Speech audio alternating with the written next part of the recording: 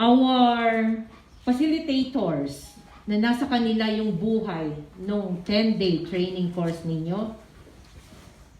I was informed the car training director is not around, as well as the assistant chief. No? To all the graduates, ladies and gentlemen, pleasant morning to us all. First of all, let me extend my sincerest thanks for the invite as your guest of honor and speaker today. At first, I am hesitant to accept the invitation, asking Police Executive Master Sergeant, why not a speaker from DOJ? But since this is in partnership with the PNP, so here I am, despite a short notice and despite the situation we are in today, the pandemic. It is my true honor to be here once again to share my insights. This time, no longer for the new PNP recruits, but for the fine and dynamic educators who are responsible for the physically, morally, and mentally equipped Cordillera Police Force who are products of this famed training institution. This is a remarkable day for you. Narinig ko yan sa ating tatlong nagbigay ng impression.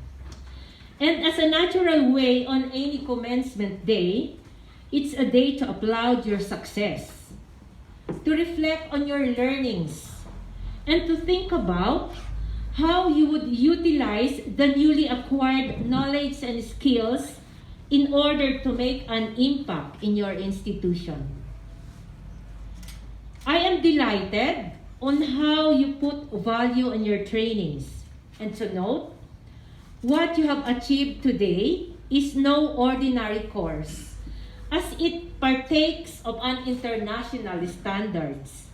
With this, I ought to congratulate all of you for elevating and bringing your competence to a higher level.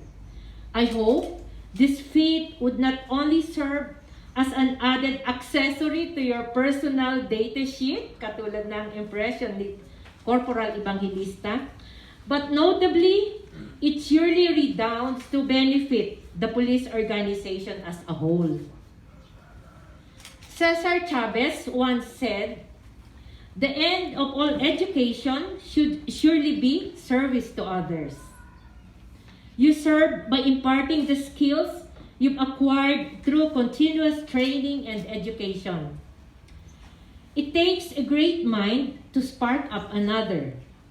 These, and among others, made you peculiar in the police service.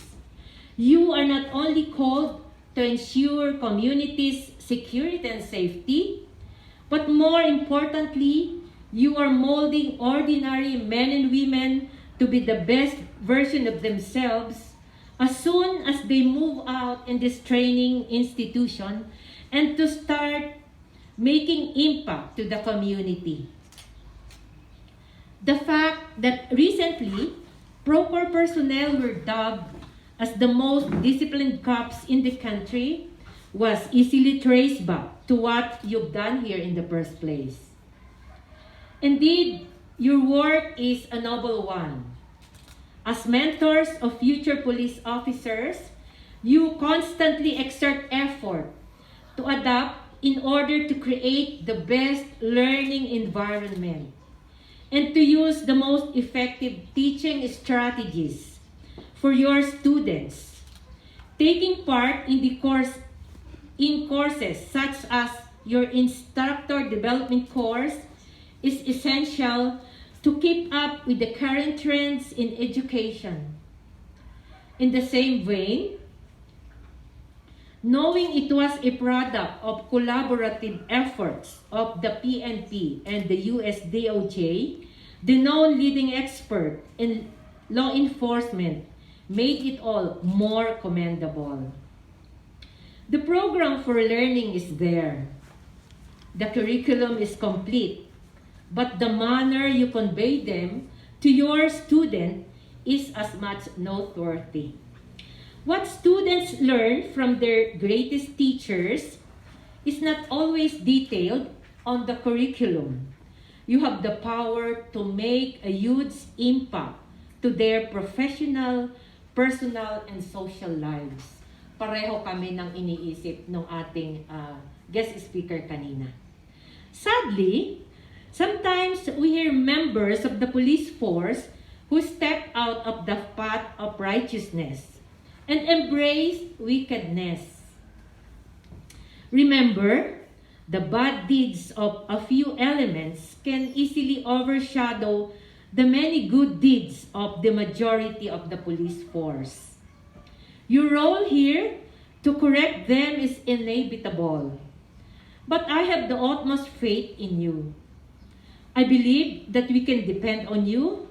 I believe that you will make us all proud by your sheer effort to maintain the level of competency standard among those who wish to enter the police service.